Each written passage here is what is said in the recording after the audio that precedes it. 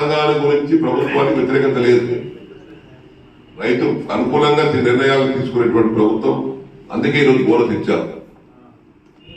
కాబట్టి మిగతా అన్ని కూడా ఇచ్చినటువంటి హామీలు ఎంత ముందైనా అవన్నీ కూడా పూర్తిగా అమలు జరుగుతాయి. మేము ఇంతకంటే కోరమని ఇక్కడ లిమిట్ లేదు, ఏం లేదు. 40 క్వింటాల పండించే రైతు కూడా ఉన్నారు.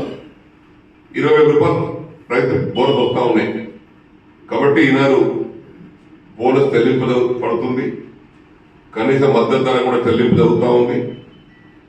ఇవన్నీ జరుగుతూ ఉంటే హర్షించాల్సింది పోయి నోరుంది కదా అని విమర్శించడం అనేది కరెక్ట్ కాదు, పద్ధతి కాదు.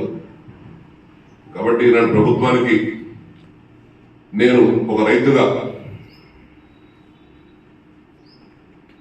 ఈ చేసినటువంటి సహాయానికి, ఇచ్చినటువంటి బోనస్ కి రాష్ట్ర ప్రభుత్వానికి రైతాంగం తరఫున హృదయపూర్వకంగా ధన్యవాదాలు. వేరే రాష్ట్రాలు వేరే వేరే ఇస్తున్నాయి కానీ కనీస మద్దతు ధర కంటే ఎక్కువ 500 రూపాయలు ఇచ్చినటువంటి రాష్ట్రం తెలంగాణలో కాంగ్రెస్ ప్రభుత్వం. ఇన్నేళ్ల చరిత్రలో రైతుకు కనీస మద్దతు ధరతో పాటు 500 రూపాయలు బోనస్ ఇచ్చినటువంటి మొదటి ప్రభుత్వం కూడా ఈ కాంగ్రెస్ ప్రభుత్వం. ఇంతేకాకుండా